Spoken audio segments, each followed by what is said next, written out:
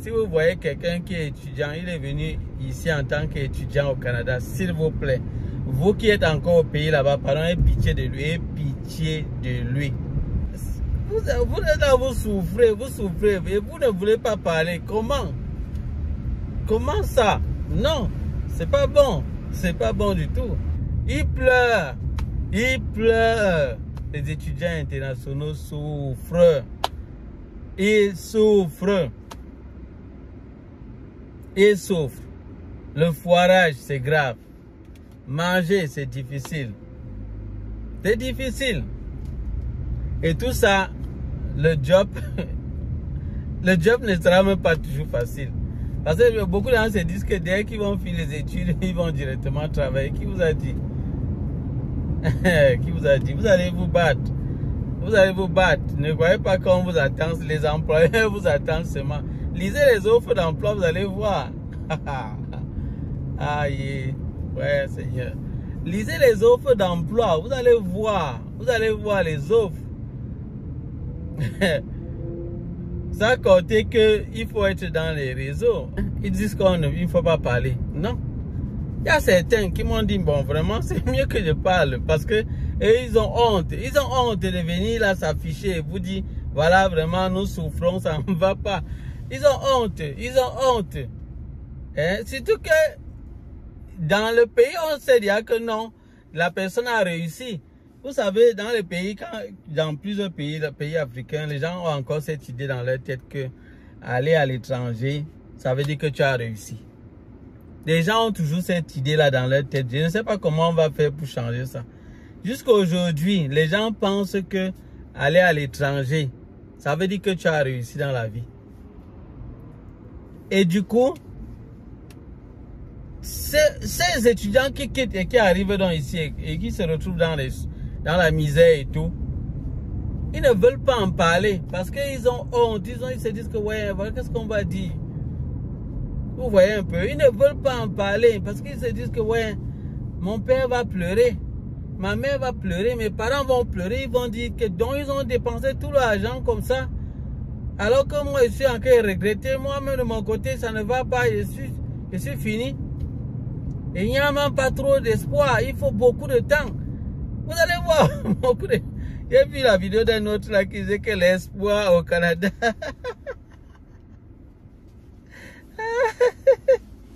Non, vraiment les amis, franchement, j'ai ri comme ça, je ne suis pas en train de me moquer des gens, franchement.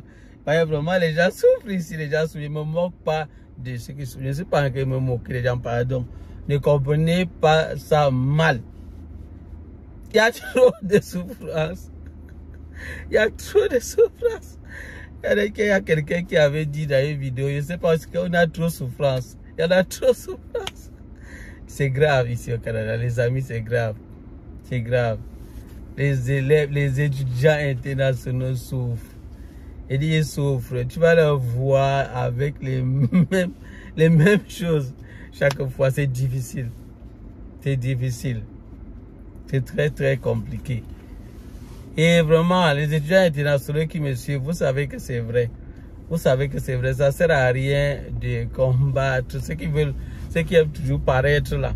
Le paraître va vous tuer encore plus. Vraiment, soyez vous-même. Tu es venu au Canada pour étudier. Tu te rends toi-même compte que c'est difficile. Surtout ceux-là, c'est encore plus grave. Ceux-là qui veulent payer leurs études d'eux-mêmes. Et donc, c'est-à-dire ceux à qui les parents ont remis de l'argent pour payer au moins la première partie, peut-être la première session. Il faut qu'ils se battent eux-mêmes pour payer. Oh là là. Pardon, chers parents, en envoyant vos enfants, surtout les filles, pardon, faites l'effort de leur. Si vous voulez qu'ils viennent ici étudier, donnez-leur l'argent de tout l'argent, tout ce qui est nécessaire, pardon. Parce que vous ne savez pas dans quel état vos enfants sont ici. Si vous saviez vraiment, c'est que vous allez pleurer. C'est que vous allez pleurer. Si vous savez ce que vos enfants sont en train de faire ici, vous risquez de pleurer et dire que ouais, donc c'est ça comme on a. Quand ils vous appellent peut-être le soir, ils causent avec vous, vous êtes en train de croire que ouais, l'enfant s'y est vraiment sûrement déjà là-bas, peut-être presque un directeur et tout. Sans savoir que c'est avec les babouches qui part à l'école. C'est avec les babouches qui part à l'école. Et il est là, c'est dur. Il n'arrive pas à manger, il prend le tapioca. On vend le tapioca ici au Canada. Je vous montre, on vend le tapioca ici. Avec le sucre. Vous croyez qu'on vend le tapioca? Pourquoi? Attendez. Vous croyez qu'on vend le maillot? C'est ce qu'on appelle le maillot jaune. Je ne sais pas, l'autre appelle ça le sauveur. Vous croyez qu'on vend le tapioca au Canada ici? Pourquoi? Qui peut me dire? Vraiment, soyons honnêtes. Qui peut dire pourquoi on vend le tapioca ici? Ce n'est pas que c'est parce que c'est une nourriture, que ça fait partie des nourritures ou des goûts de chacun. Ça n'a rien à voir. Rien à voir. C'est le maillot jaune. Des étudiants. C'est le maillot jaune des étudiants. Ils sont très nombreux qui sont abonnés au tapioca. Moi, je vous dis. Ils sont abonnés au tapioca. Et c'est chaud. Tu vas venir les voir payer le plateau d'œufs qu'ils vont utiliser pendant 2 semaines. Un plateau d'œufs, peut-être 1 mois même. Dans d'autres cas, c'est 1 mois. Ils vont utiliser le plateau d'œufs là et acheter quelques petites tomates. Mais c'est chaud. C'est chaud. Alors, les étudiants, vous qui souffrez comme ça, là, dites à vos frères que c'est chaud. Voilà ce que nous souffrons. Il y a la souffrance partout. Mais il faudrait les faire bien comprendre que c'est encore plus dur ici. Que c'est encore plus dur. Et quand c'est dur comme ça, tu souffres même comme ça après. Le salaire qu'on te donne au début que tu as, ça ne vaut pas la peine. C'est parfois après 5, 6, 7 ans, parfois 10 années que tu parviens à te trouver. Vous voyez? Il faudrait dire ça. Il ne faut pas commencer là, peut-être vous finissez même des études, vous commencez à travailler, vous commencez à parler aux gens, dire non, vraiment, je suis ceci. Non, non, non. Il y a plusieurs personnes qui arrivent ici, font un métier, ils se retrouvent en queue de souffrir tellement.